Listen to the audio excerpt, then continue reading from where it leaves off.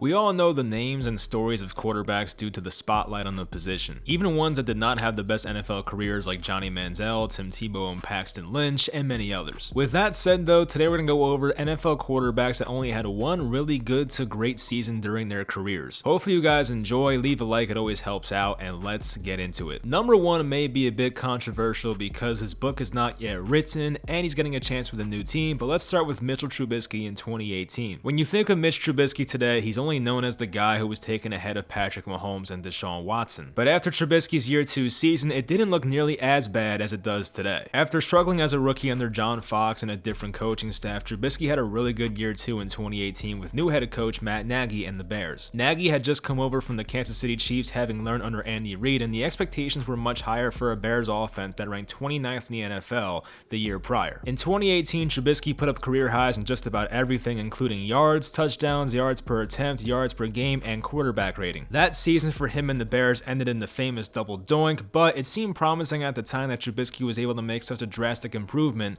from year 1 to year 2. As we now know, he never replicated those numbers again, and Trubisky's time in Chicago was inevitably nearing its end after a couple of wildcard losses. He signed a 1-year deal in 2021 to back up Josh Allen in Buffalo, and as we now know, he signed a 2-year, $14 million deal with the Pittsburgh Steelers. Now, how long will he be the Steelers quarterback one until we see Kenny Pickett take over? That's a wait and see. Next, we have a guy who took the 2017 Minnesota Vikings to the NFC Championship game, and that is Case Keenum. Keenum was not supposed to get this far. An undrafted free agent in 2012 out of Houston, a guy that was considered too small and did not have any elite tools that coaches and GMs wanted. When Matt Schaub was benched in 2013 for injury/poor performance, the Texans and Gary Kubiak turned to Case Keenum to start. Keenum did go 0-8 in his 8 starts, but he showed he could play during his rookie season. After a disappointing stint with the Rams in 2015 and 2016, Keenum's career as a fringe starter was headed in the wrong direction. At this point, it looked like he'd be a backup quarterback at best. But sometimes you're in the right place at the right time, and that's exactly what happened for Case Keenum in 2017. With Teddy Bridgewater still nursing his serious knee injury and Sam Bradford going down in week 2, the Vikings turned to Keenum and never looked back. With weapons like Stephon Diggs, Adam Thielen, Kyle Rudolph, and help from offensive coordinator Pat Shurmur,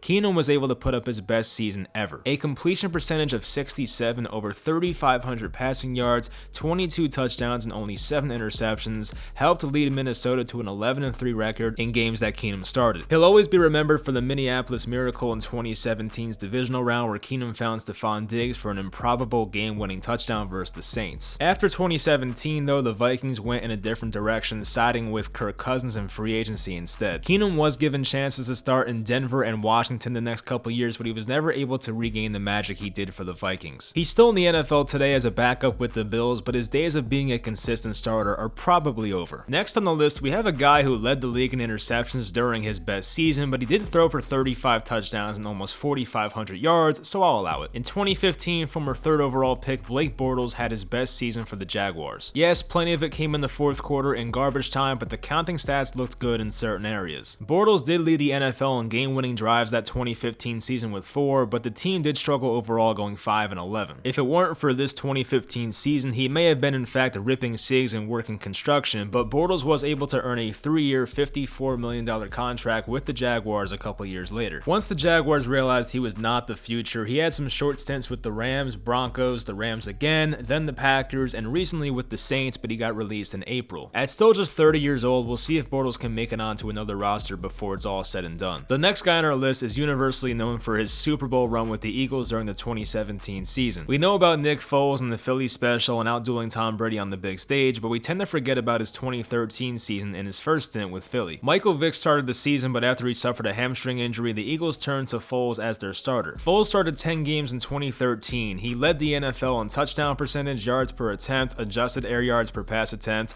yards per completion, and passer rating. Overall, Foles had an incredible 27 touchdowns to 2 interceptions with 2,891 passing yards and an 8-2 record as the starter. The Eagles would lose in the wildcard round that year, but Foles thrived in that one season under Chip Kelly and Pat Shurmur. Foles spent 2015 and 2016 with the Rams and Chiefs before the magical Super Bowl run in 2017. As for Foles now, he recently just signed with the Colts to back up Matt Ryan for the 2022 season. The top 2 picks of the 2012 NFL Draft will always be remembered for what could have been. One of those guys was Andrew Luck, who went 1st overall and had multiple great seasons, but the pick after him was Robert Griffin III. III. After giving up 3 first-round picks and a second-round pick and a trade to move up 4 spots, the Washington Commanders, formerly of a different name, selected RG3, and after his rookie season, it still looked like Washington did not give up enough. As a rookie, Griffin put up 3,200 passing yards, a 65 completion percentage, 20 passing touchdowns, a league-leading 8.1 yards per attempt, and only 5 interceptions, which was the lowest interception percentage in the league. Not only was it just the passing, but RG3 added 815 rushing yards, 7 rushing touchdowns, and led the NFL in yards per carry with 6.8. So yes, you heard that correctly. Robert Griffin led the entire NFL in yards per pass attempt and yards per rush attempt in the same season. He was that good. Unfortunately, his time near the top did not last too long. The 2012 Rookie of the Year, who beat out Andrew Luck and Russell Wilson that season, only lasted 2 more years in Washington. He'd start 5 games for the Browns in 2015 with little success and ended his last 3 years in the NFL, backing up Joe Flacco and mainly Lamar Jackson in Baltimore. Imagine a world where RG3 does not suffer that knee injury in the 2012 playoffs versus Seattle. It almost feels like the Derrick Rose situation. A guy in his early 20s who was one of the best in their sport, but one injury derailed pretty much all of that. RG3 recently retired and is currently working with ESPN, but will always be left wondering what could have been if he were able to stay healthy. That'll do it for this video. Maybe one day we'll do a part 2. There's still plenty of names left that I could have included. Hopefully you guys enjoyed, and I'll talk to you guys next time.